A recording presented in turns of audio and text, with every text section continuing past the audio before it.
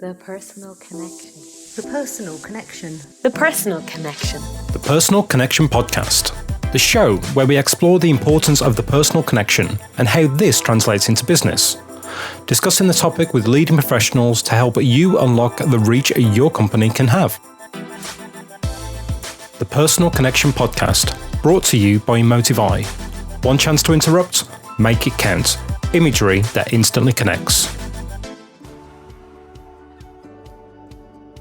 So we're back on The Personal Connection, and today it's all about design. Following on from last week's interview with Dave, this week it's totally different.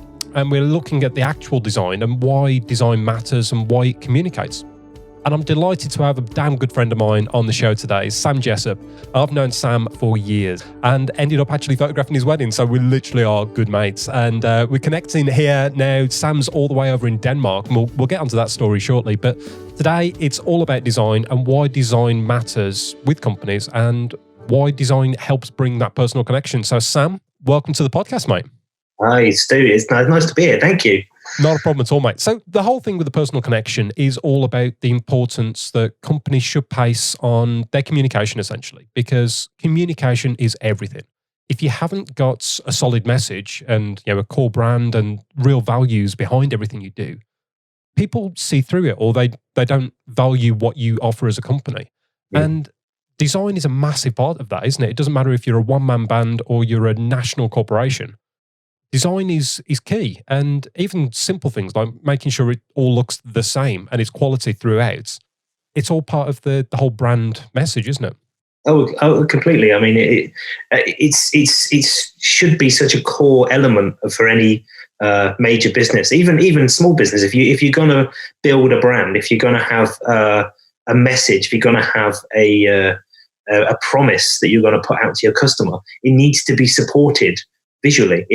Everything needs to feel clear and consistent. Everything needs to feel like it's coming from the same place, whether that's in the written word, whether that's through photography, or whether that's through design. Customers have to put their trust in brands. So if you have a clear, coherent message and everything looks the same, it sounds like it's coming from one voice, you are clear, you are consistent, and your brand becomes more trustworthy in the eye of the consumer.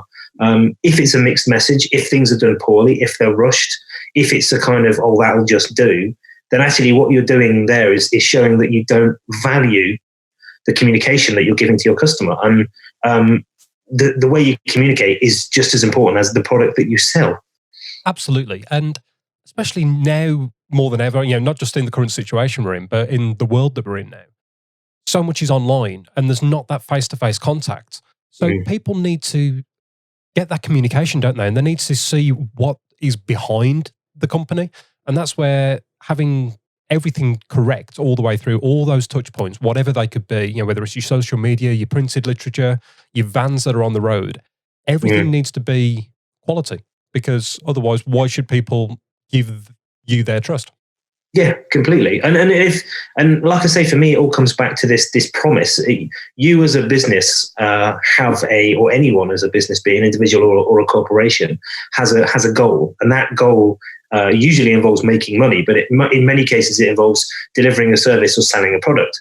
And the way you do that is almost like giving a promise to a customer. So if you're selling a product in one way, the promise that you're making is, I will sell you this product. It will be a good product, and it will basically better your life. It's all about making people's lives better, making people's lives easier. And if you're not consistent and clear on that promise, then customers, like I say, it all comes back to trust for me, and design is such a huge part of it.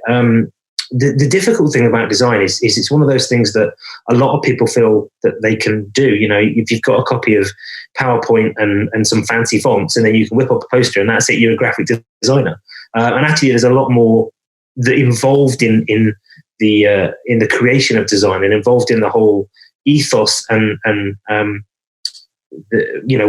what design involves is a lot more complicated than that. It's not just about throwing shapes together. It's not just about pretty pictures. It's not just about fonts and colors. there has to be an element of, I really feel an element of psychology to it as well.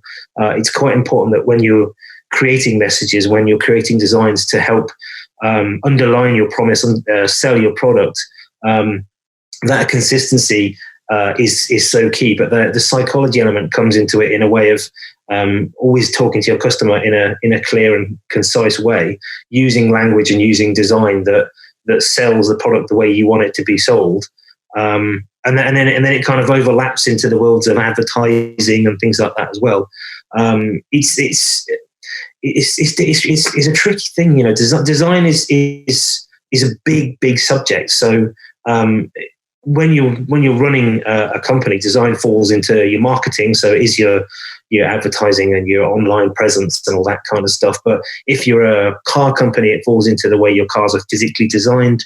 If you're selling washing machines, it's how the washing machine is designed, how it looks, how it works.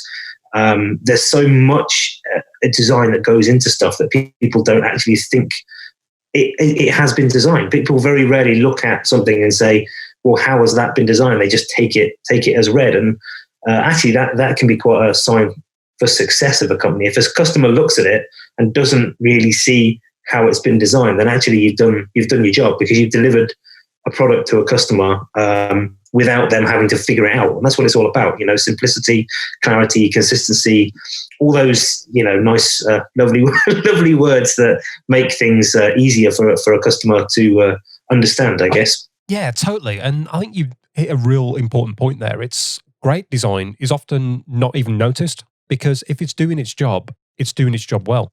And I've always said actually that if it's good design, then it'll either if it's good design, it shouldn't really jump out at you. It should just be something you look at it and go, hey, that's pretty cool, or that works the way I want it to, or that delivers what I think it's going to deliver.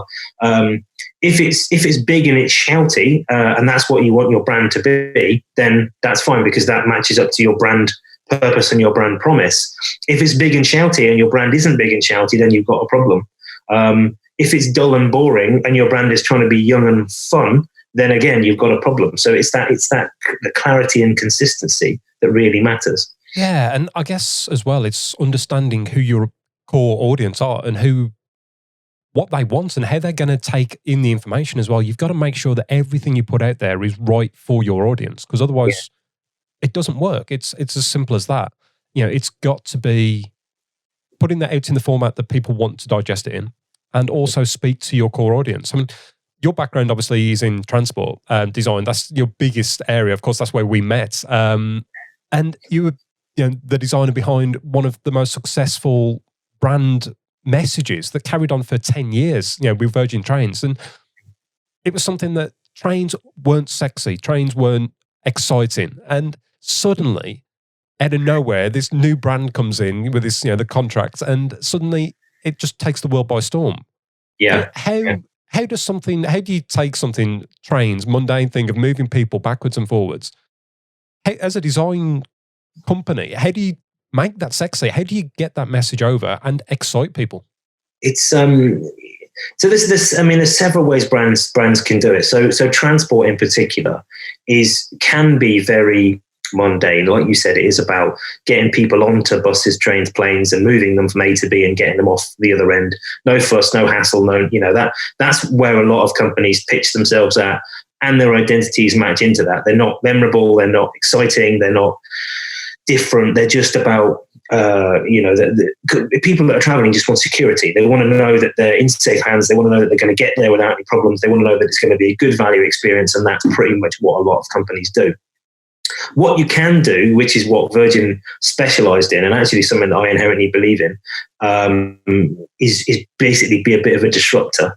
So you come into an industry and you start to sell that industry and that vision and that product or that service in a way that nobody else does. So that gives you your USP. That gives you your kind of unique selling point.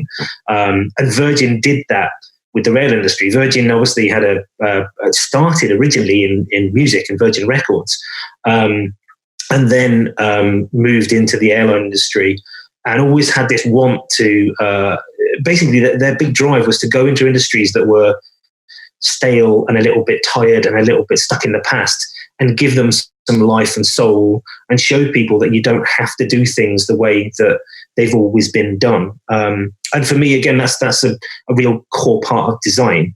You can use design to sell a product or service in a way that you couldn't do normally. If you're doing what everybody else is doing, then yeah, you might sell some stuff or you might deliver a few services, but you're not going to stand out. You're not going to be the one that people choose. You're not going to be the one that people come back to. The one that's front to mind, are you? That's the point.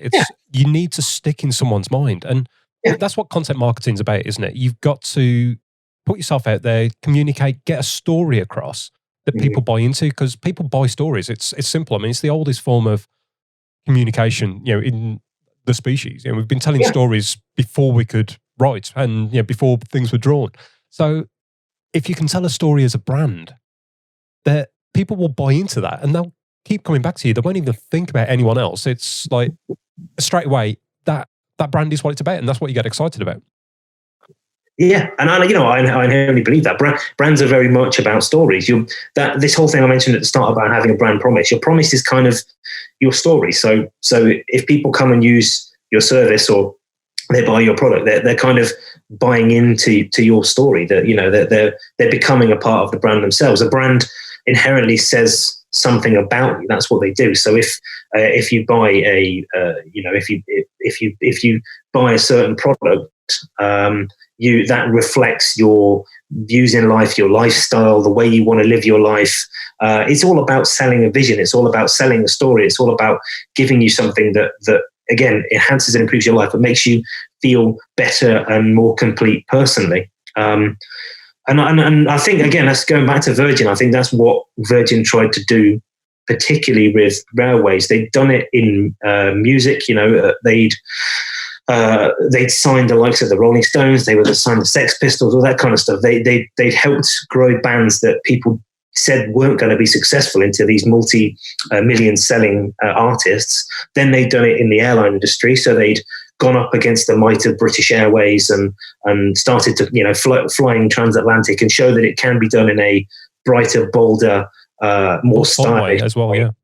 That's inherently what the Virgin brand's all about: being disruptive, but being a force for good. So being positively disruptive, making changes to an industry, make an industry look at itself and say, actually, why are we doing these things this way? Why can't we be better? And that was the thing with the railways.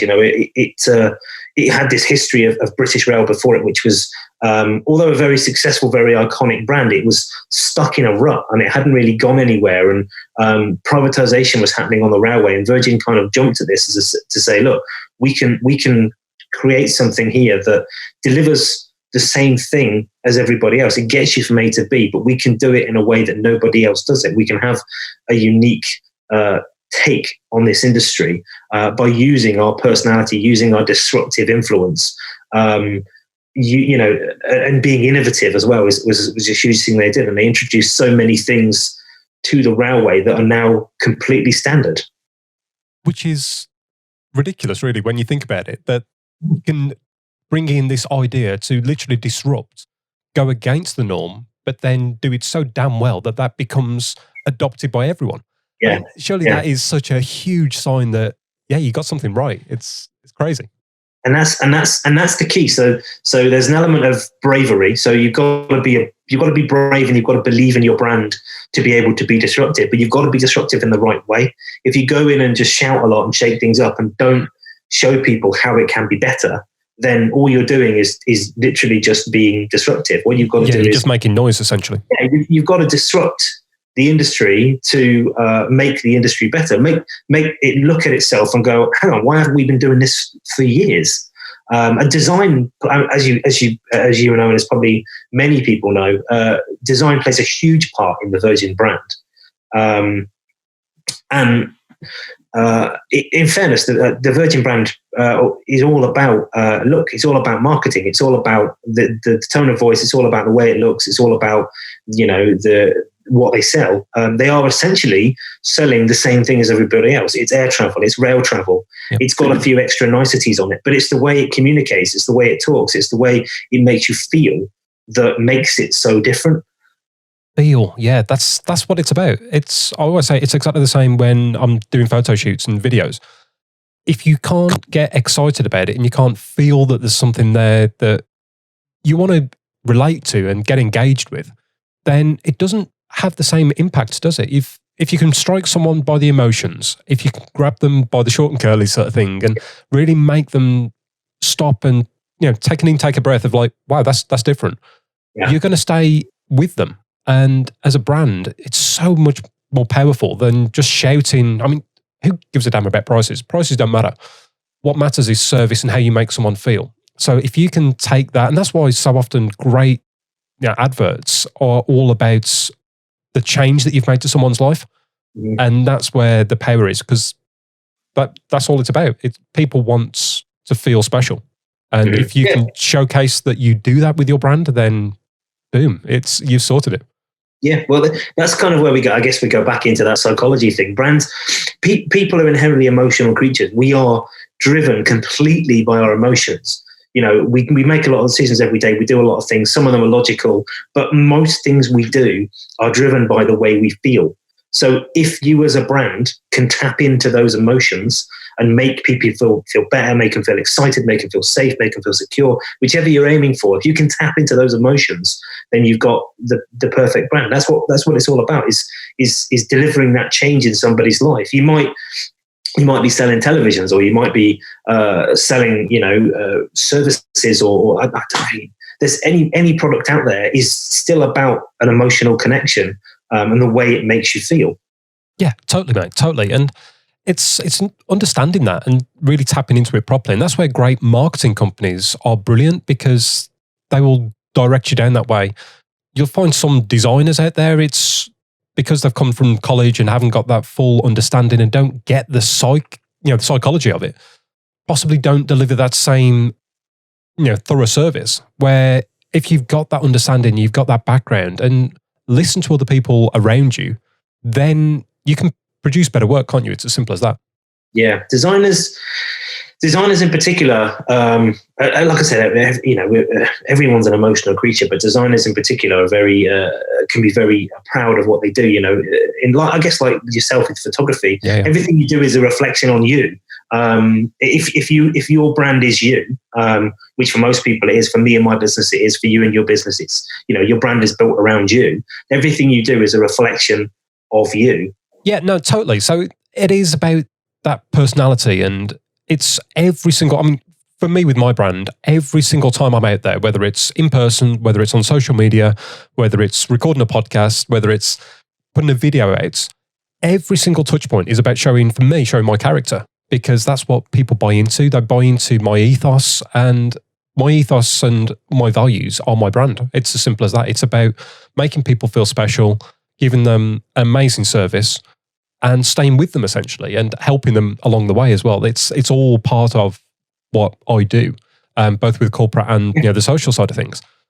And with businesses as well, whether it's an individual or whether it's a huge company, it doesn't matter. People still buy people. So you've got to get that connection with them, because otherwise, you've just got to make so much noise to be heard otherwise. Where instead, if you can actually tweak on someone's emotions, go back to making them feel special, treat them in a different sort of way, then you'll get much more impacts a lot easier, essentially. Yeah, quite. It's, this, again, it goes back to this whole thing of your, what I would say is this unique selling point. A brand has to be built around something that's unique and something that's different and something that delivers something in a way that nobody else can do it. That's the inherent nature of it. It's, if you look at, let's take fast food restaurants, you've got McDonald's, Burger King, Kentucky Fried Chicken, all those kind of places. They all deliver fast food. In the essential elements of it, it's just fast food. It's chicken and chips or burgers and chips. But the way they do it, the way they market it, the way that interaction with that brand makes you feel, gives you a kind of affiliation one way or the other. And with those guys, there is an element of shouting about it. There is an element of saying, "Hey, look what we've got! Look at this product! Look at this! Look at the other!" But there is a way of delivering it through consistent design, tone of voice, things like that, that makes people feel affiliated with that brand. It makes them feel that brand represents what they want to be, basically, if that makes sense. Yeah, no, it really does. I mean, whenever I'm working, especially with individuals doing personal branding photography and video, when I'm sitting down with them, before we even get close to talking about the actual shoot, I talk about brands and talk about what brands they associate with and why they associate with them. I went through exactly the same process when I had my personal branding photography done, and we were talking about different things, and Aideen was like, okay, tell me about the brands that you associate with and why. And one of them was Apple. You know, I'm an Apple geek, even though I hated my computer half an hour ago. But I buy into Apple completely. And so many people do because, yes, you know you're paying over the odds, but you know you're getting quality. And it's that whole thing. Value is an interesting thing because people value things in different ways. Yeah. But I buy into certain brands like Apple because you know what you're going to get. And you're paying for that quality. And yeah, sometimes you're paying for that whole thing of ease as well. It does a job as well as any other PC out there, but you buy into the ecosystem, you buy into that family. And yeah, it's the instant thing that some things just work, but then the rest of it, you buy into it because you're part of that brand. You become, that's almost embedded in everything you do.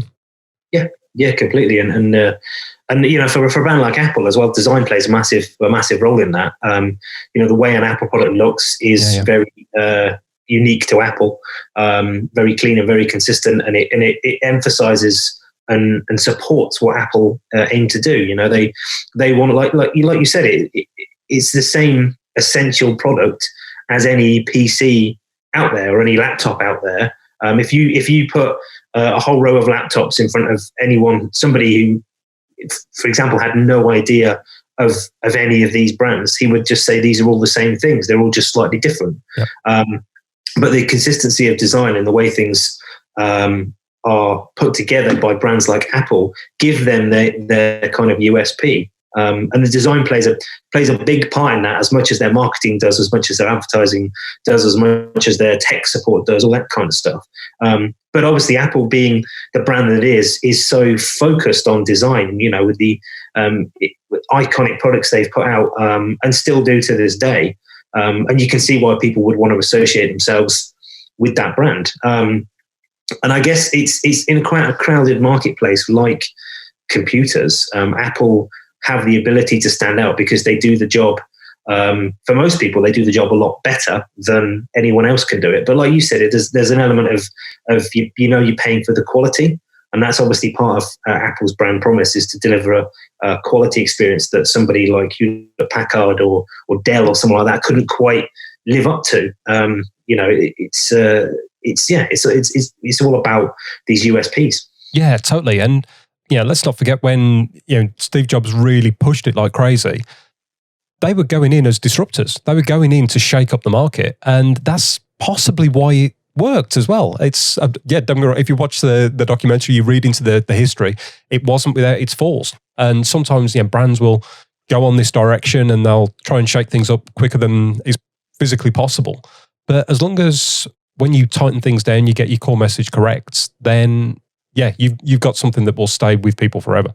Yeah, and brands have to evolve over time. You know, what if you go into an industry with a particular message or a particular product, that message and that product won't last forever. You know, the human society evolves over time. The way we think about things, the way we work as a collective on the entire globe changes over time.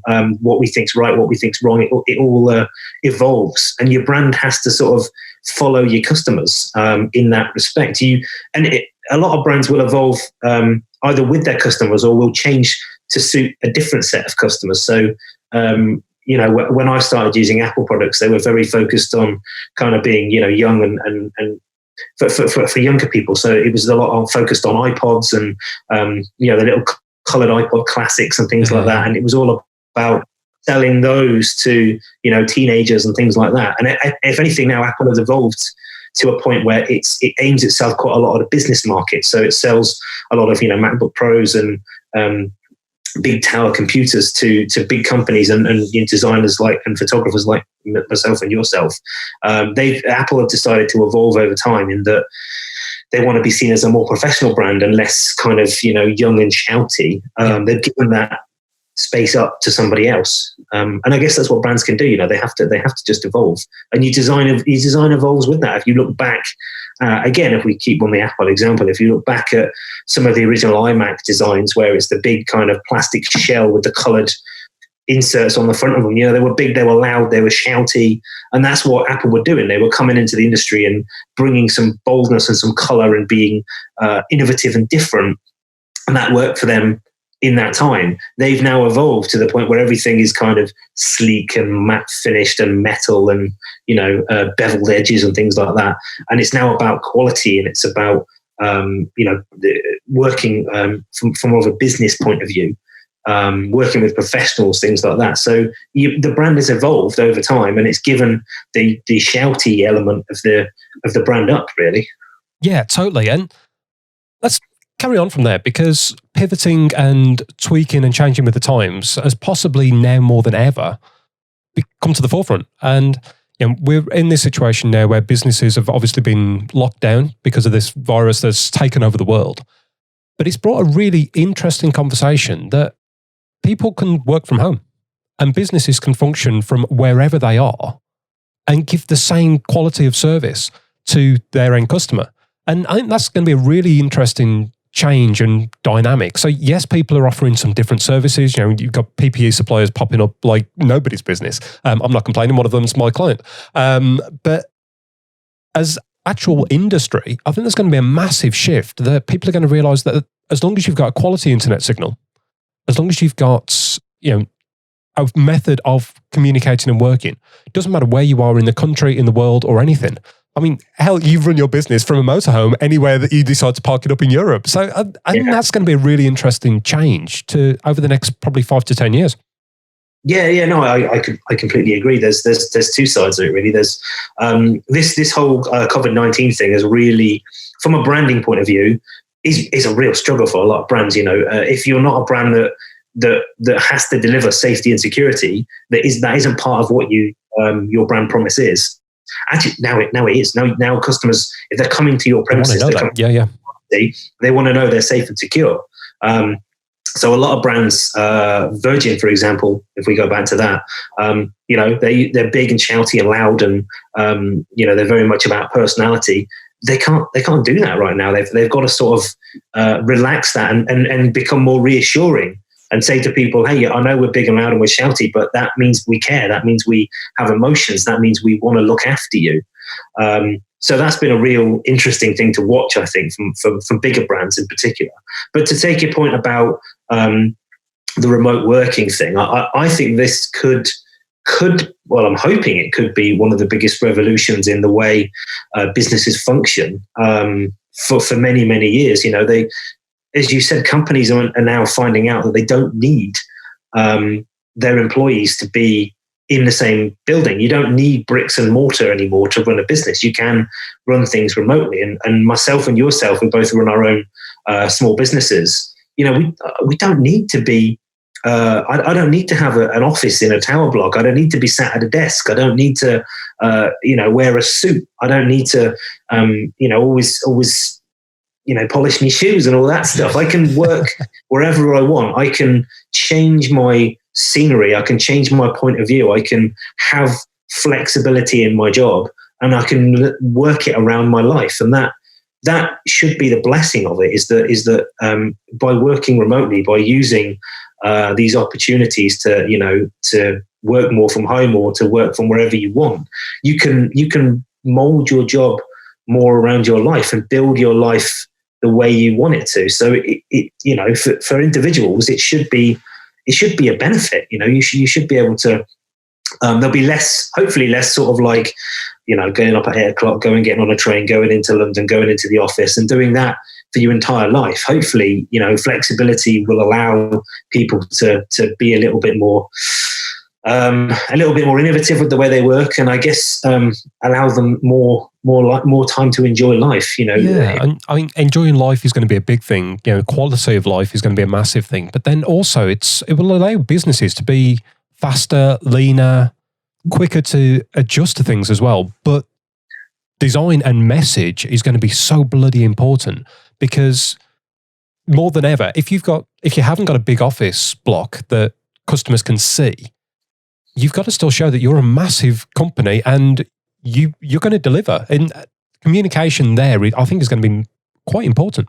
It's going to be a real challenge for the industry. Working in design and working for big brands as I have done in the past, it's much easier to manage people and to manage brands and to manage what the brand is putting out if everybody's in one place, because you can say to people, right, this is how we're going to talk, this is how we're going to walk, this is what we're going to do, and you can give that out to them physically. So you can say, and you can almost like.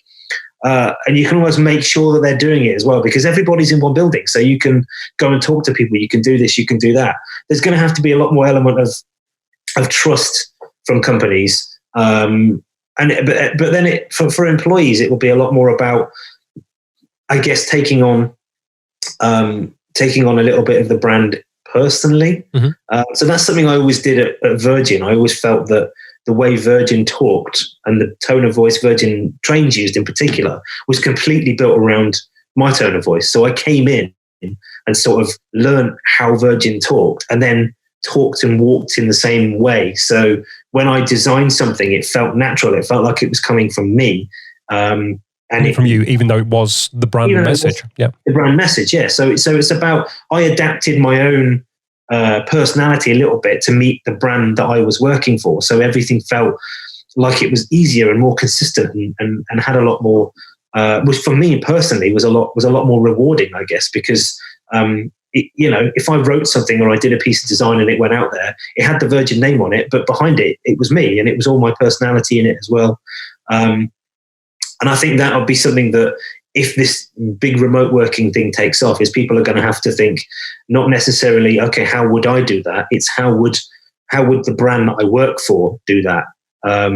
In an office block, you can keep an eye on that. You can make sure people are communicating the way you want them to. When they're not there, you have to be a lot, you have to be a lot better with things like guidelines and restrictions on what people can and can't do, and try and embed a little bit of your brand personality into them, and vice versa. Yeah, I mean, that's going to be interesting from a recruitment standpoint, but then also from those who are still within the job. They're going to have to, the whole connection thing that we were talking about, design and connection to people, they're going to have to connect deeper to the company that they work for. And they're going to have to really buy into it, like full hog, to give the best return. I mean, I'm exactly the same. It's something I've always done with my clients anyway. And it's possibly why clients keep coming back to me. It's the fact that when I work with a company, I become that company, and I know exactly what it's about. It's not about me, it's about what that company needs to portray and everything. But everyone's going to have to do that, aren't they? And it's going to be an interesting management point of view, and possibly a change in management as well, of how people are going to have to not be controlled, but just be guided, I guess. Yeah, it is. It's about guidance. It's about putting in, whenever I work with a brand in any way, shape or form, if that brand hasn't got a set of guidelines in some way, shape or form that give the basics of how that brand communicates through their logo, through their color scheme, through their overall identity, through their tone of voice, then that to me is a brand that needs a bit of TLC. You have, it's this consistency and clarity thing. If you've got the guidelines and if you've got a decent, clear guidelines, you can put those in front of any employee, and that employee should know exactly how to walk, talk, and live your brand, basically. So for me, that would be a key thing, is brands really working on their guidelines and working on how their employees communicate. I think you said previously about that brands are inherently people buy people. So one thing that we struggled with a little bit of Virgin is the brand was called Virgin Trains. So people always assumed it was about trains. And actually, inherently, the brand wasn't built around trains. The trains were the means of transport. The trains were there and they looked flashy and kind of sexy. But actually, it was about people. It was about it was about A to B. It was about taking you on a journey, physically, but also emotionally. It was inherently, and Virgin is inherently a people-based brand. It's about communicate. If you fly on a Virgin Atlantic plane, the thing that makes it special is the people that deliver the service. The service could be the same as what British Airways or anyone else offers, but if you fly with Virgin Atlantic, it's the people that make it special. So from a brand point of view, you've got to really instill your values in your people and manage your people in a way that deliver that consistent service and make you different and unique to anybody else. It's going to be a really interesting, a few years ahead of us to see how that works. If businesses encouraging people to work more remotely and to work more on their own, how they instill that group brand culture across all their employees rather than having them in one building. It's going to be a really interesting thing to see. Yeah, definitely. I think we could be right at the right points in business space, with design and imagery, that we're going to be the ones that are having to communicate this. So it could be quite an exciting time to be part of, really, and we could have quite a lot of fun with it. So let's embrace it, mate. Yeah, I mean, hopefully these brands will be looking for people like us to come in and say, okay, well, this is how it should be. If this is how you want to communicate, and these are the visual images your customers want to see or you want to sell to your customers. This is the identity you want to use. We can go in there and kind of say to people, well, yeah, this is how you do it. This is what our experience has taught us, and this is what will work for you. And hopefully that will push them in the right direction and make them understand the inherent value of what we do as well. I often feel as a designer that I guess what I said right at the start, that sometimes what I do can be quite overlooked because good design sort of just blends in. If you go on, for example, if you traveled on a Virgin train, every element that you saw, every physical thing on that train or in that train or around that service at the station, it's all been designed, and it's all been designed for a purpose. That purpose might be practical, that purpose might be emotional, that purpose might be, personality led, it might be safety led, but every single thing has been designed. And in fact, anything in the world has been designed. The world has been designed for a purpose. I mean, nature's different, obviously. But nature's the best designer ever. I mean, there you go. And that's sort of the point. It's everything is there for a reason and shaped in a particular way. And I guess when working with clients, I mean, obviously, with your work, a lot of it has been transport based, but it's not just transport companies you've been working with. I know we've talked about you've pivoted and changed, and you're actually working more with the sort of community space that you're in now. And how's that whole difference, when it comes to design and things, from working for a national, organisation with Virgin, working across, the whole West Midlands travel network with that whole rebrand that you've just done for them, which I think looks bloody awesome, by the way, to working to a one-man band. What is it still the same thing? Is core design still the same journey? It's tricky. It's a tricky thing. I always feel like I go on the same journey. So I always go on the same creative journey, but the end result is different, obviously, depending upon who you're working for. I guess you find with photography as well, you have to pivot who you are to suit the client that you work with.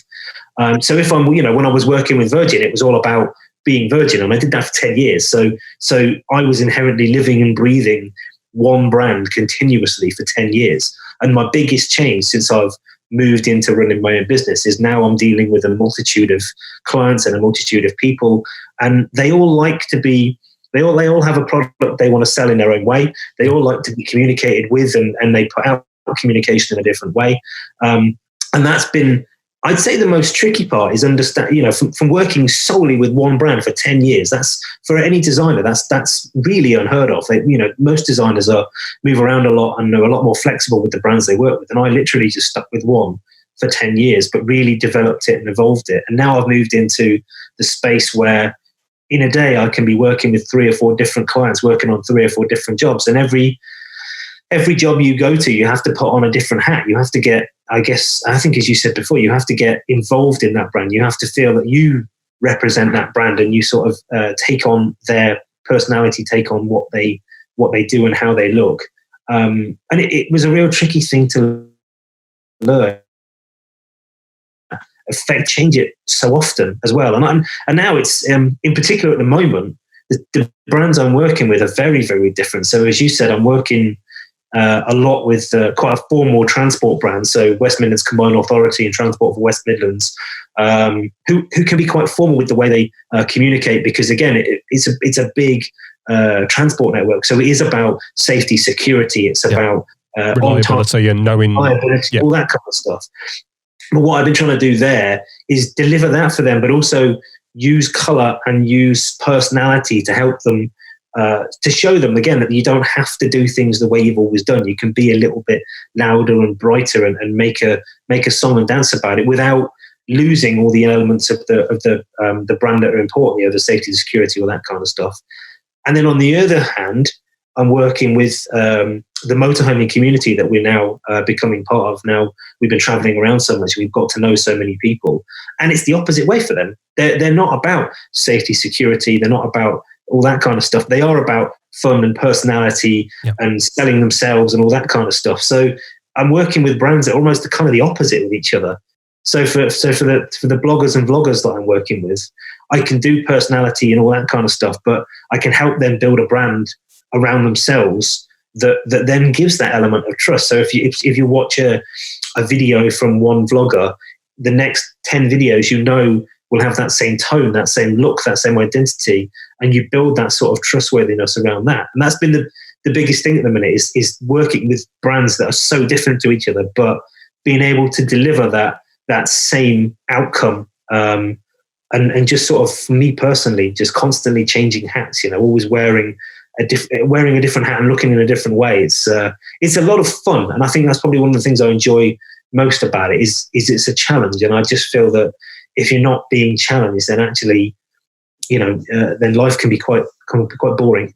Yeah, mate. Totally. I mean, I'm exactly the same. I do so many diverse things, and I've had the conversation with different people. It's like, do you really enjoy all of that? And it's like, yes, if I didn't enjoy it, I wouldn't do it. But the other big reason I do so many different things is I like to be challenged. I like to be pushing myself to do different things and keep myself on my toes, because I know I perform best under pressure. It's simple. I'm one of the most laid-back people ever. So if I haven't got some sort of pressure on there, it doesn't bring out the best in me. As a wedding photographer, I often bring out my best when it's either an unusual wedding, totally different venue, or the weather's against me, because I've got to dig deep.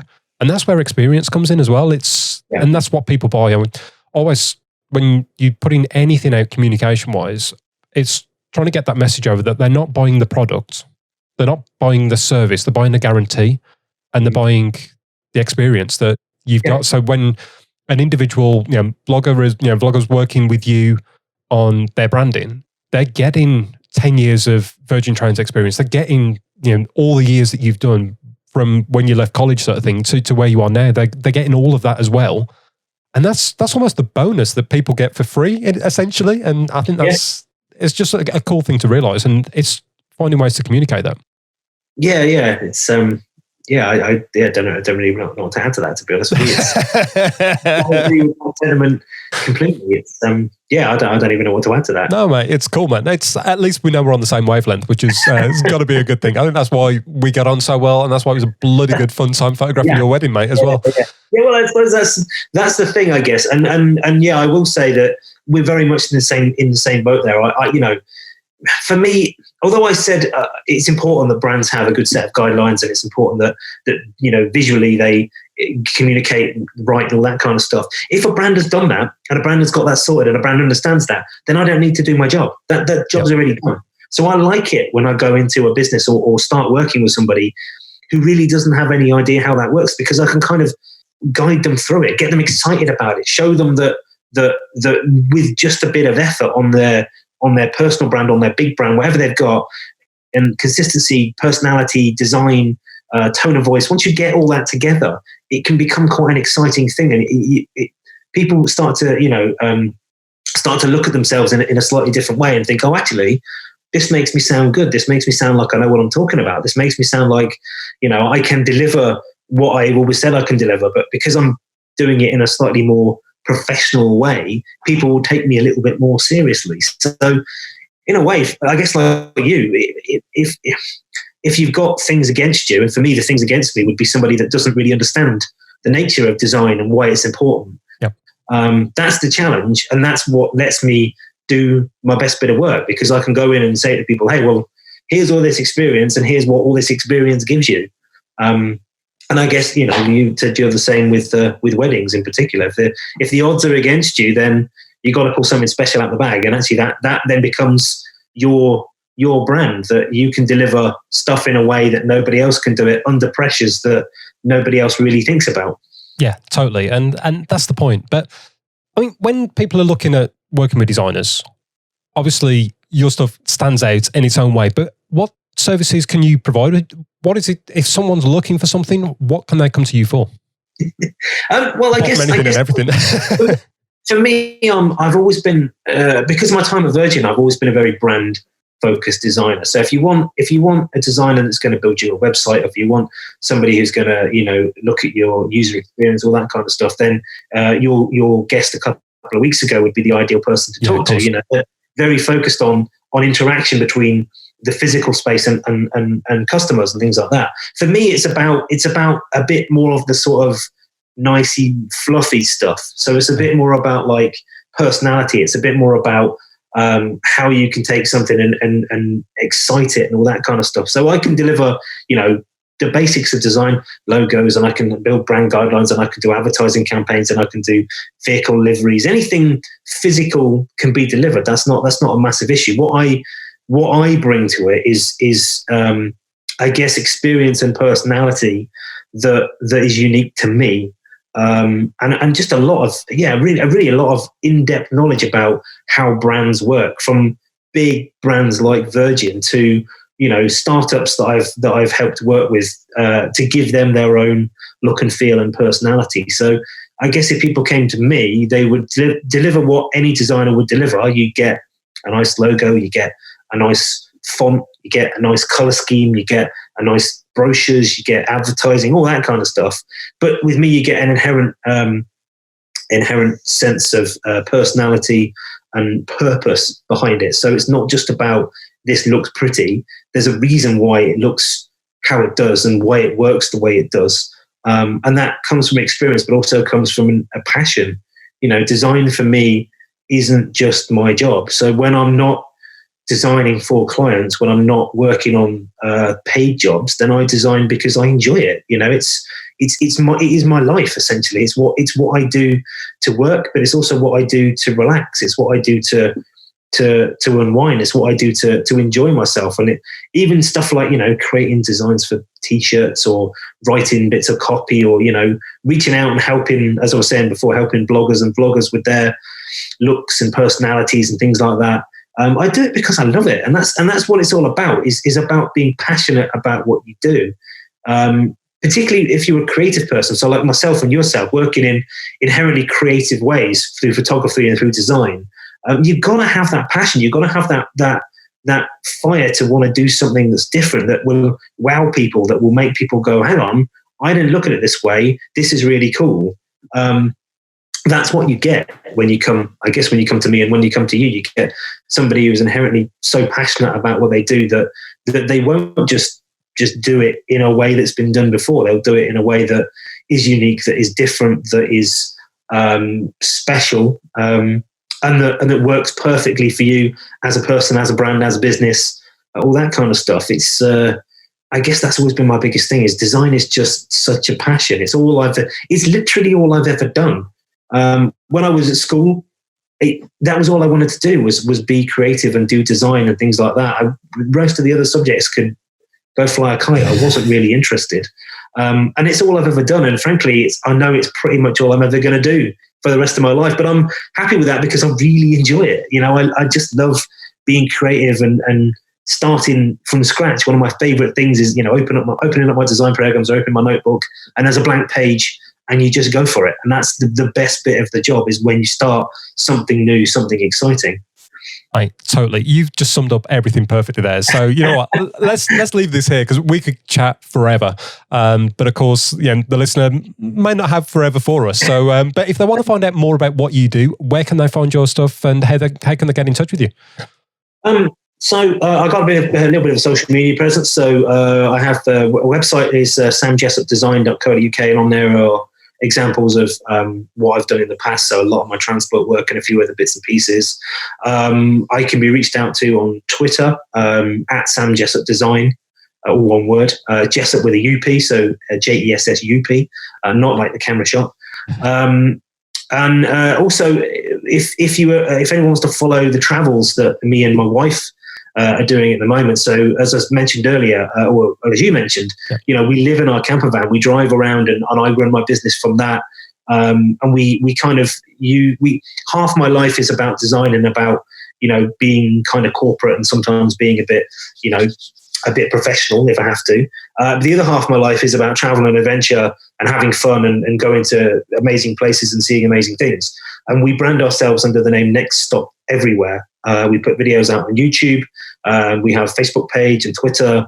Again, it's all under the Next Stop Everywhere name. So that's the kind of other side of me. And I guess that's more of that uniqueness. So it's kind of like I'm not just a designer who sits in a room and at a desk and looks at a wall and then does a bit of design work. I go out and I see the world and experience things and travel and use those to fuel my passions and fuel my knowledge to bring into what I do from a design point of view. Love it, mate. And keeping up with your adventures, you and Claire, I love it, mate. I do. And you've inspired us to look at doing exactly the same, as you well know. And we'll talk about that off air, mate. But thanks so much for coming on the chat, mate. It's been bloody awesome to catch up. And as I say, head over to Sam's website. I'll put all the links in the show notes and check out what he does and find out what he could do for you and your brand, mate. Good to see you. Thanks, Stu. Much appreciated. A pleasure as always, mate. Wow, what an episode. Sam, again, mate, thanks so much for taking time out of your adventures with Claire on your Next Stop Everywhere to chat everything brand and design. The experience that you've got, and I've known your work for years, obviously, from when we worked together with Virgin Trains, and talking through everything and how that can relate to other people's businesses, I think is brilliant. So I know that you'll have given so much useful content to help others when they're thinking about what is important in their brand and in their message. And if you want to find out more about Sam's work, head to samjessupdesign.co.uk and get in touch and follow what those guys are doing. I'll put all the links in the show notes anyway. And if you want to really, really up your game when it comes to your brand, your message, and even your imagery, give us a call. This has been the Personal Connection Podcast, brought to you by Emotive Eye. You've got one chance to connect. Make it count. Imagery,